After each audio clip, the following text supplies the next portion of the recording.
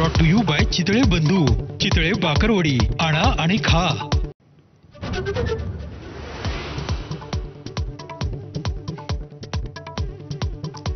अदानींना झेपत नसेल तर धारावीचं टेंडर रद्द करून नव्यानं काढा, उद्धव ठाकरेंची मागणी. मुंबईला अदानी सिटी करण्याचा डाव असल्याचाही आरोप.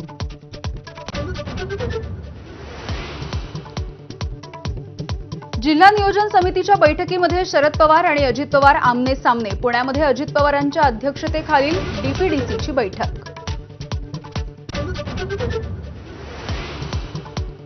अजित पवार गटाचे जुन्नरचे आमदार अतुल बेनकेंनी घेतली शरद पवारांची भेट. पवार म्हणतात अतुल बेनके माझ्या मित्राचा मुलगा, तर अजित पवार म्हणतात सीट धोक्यात आल्यामुळे भेट.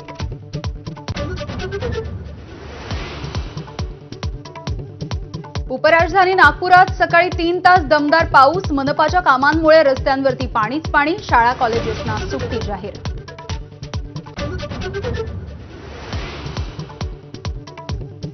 मुंबईकरांसाठी गुड न्यूज. पाणी देणाऱ्या 7 धरणांपैकी एक असलेला तुळशी तलाव भरून वाहू लागला.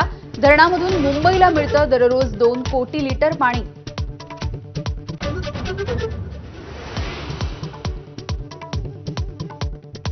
मनोज जरांगेंचं पुन्हा एकदा आमरण उपोषण सुरू. सगळे सोयरे अध्यादेशाच्या अंमलबजावणीसह 9 मागण्यांसाठी आंदोलन. आंतरवालीला कुणीही येऊ नये असंही आवाहन.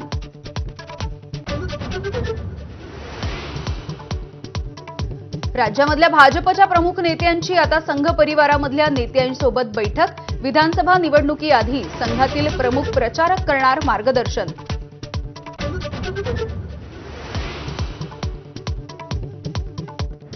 मुळशीच्या शेतकऱ्याला धमकावण्यासाठी मनोरमा केडकरांनी वापरलेलं पिस्तूल आणि कार पुणे पोलिसांनी केली जप्त.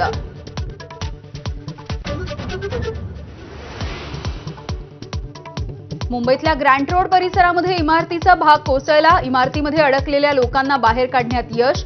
3 जखमी, एका वृद्ध महिलेचा मृत्यू.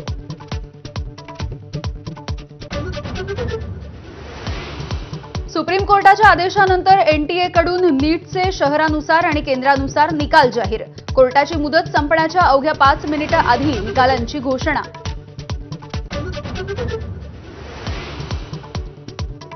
यूपीएससीचे अध्यक्ष मनोज सोनी यांचा राजीनामा. वैयक्तिक कारणांमुळे दिला राजीनामा.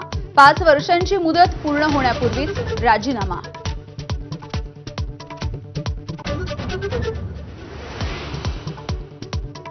गोव्यामध्ये व्यापारी जहाजाला भीषण आग. समुद्र किनाऱ्यापासून 102 सागरी मैलांवरची घटना. 2 अन्य जहाजांच्या माध्यमातून 12 तासांपासून सुरू आहे आग विझवण्याचं काम.